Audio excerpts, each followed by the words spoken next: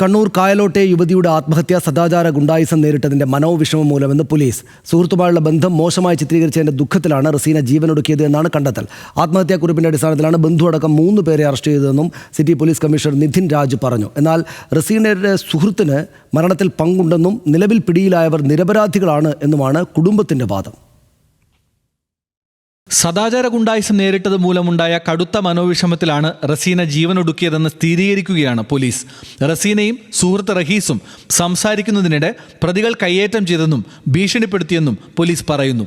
സുഹൃത്തുമായുള്ള ബന്ധം മോശമായി ചിത്രീകരിച്ചതിൽ വലിയ പ്രയാസത്തിലായിരുന്നു റസീന. തുടർന്ന് ജീവിക്കാൻ അനുവദിക്കില്ലെന്ന ഭയത്തിലാണ് ജീവനൊടുക്കിയതെന്ന് ആത്മഹത്യാക്കുറിപ്പിലുണ്ടെന്നും city police commissioner P Nidhin Raj പറഞ്ഞു. അവരുടെ കൈവശമുണ്ടായിരുന്ന ഈ സുഹൃത്തിൻ്റെ കൈവശമുണ്ടായിരുന്ന ഫോണൊക്കെ തട്ടിപ്പറിക്കുകയും ചെയ്ത ഒരു സാഹചര്യമുണ്ടായിരുന്നു.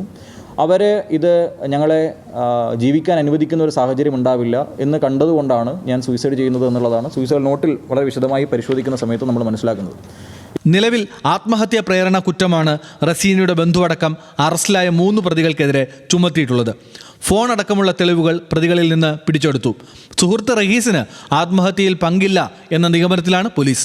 ഇല്ല, ഈ സുഹൃത്തിനെ ഈ കേസുമായി ബന്ധപ്പെട്ടിട്ടോ ഇതിൽ ഏതെങ്കിലും രീതിയിലേക്ക് ഈ കേസിലേക്ക് ആ സുഹൃത്ത് കാരണമാണോ ഞാൻ മരണപ്പെടുന്നത് എന്നുള്ളത് ഈ സൂയിസൈഡ് നോട്ടിൽ പറഞ്ഞിട്ടില്ല. അപ്പോൾ ഇതിൻ്റെ സംഭവത്തിൻ്റെ കൂടുതലായിട്ടുള്ള മൂവ്മെൻറ്റ്, ആരൊക്കെ അവിടെ വന്നിട്ടുണ്ട്, ആരൊക്കെ പോയിട്ടുണ്ട്, ഇതിൽ കൂടുതലായിട്ടുള്ള പ്രതികൾ ആരെങ്കിലും ഉണ്ടോ എന്നുള്ളതിനെ പറ്റിയിട്ടൊക്കെ വളരെ സമഗ്രമായിട്ട് തന്നെ ഈ ഒരു കാര്യം നമ്മൾ അന്വേഷിക്കുന്നുണ്ട്.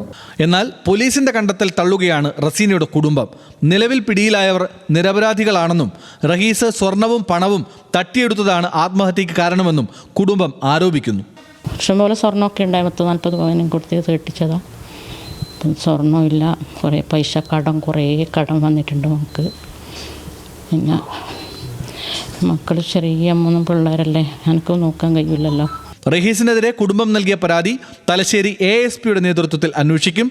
നിലവിൽ ഒളിവിലാണ് റഹീസ്. ന്യൂസ് മലയാളം, കണ്ണൂർ.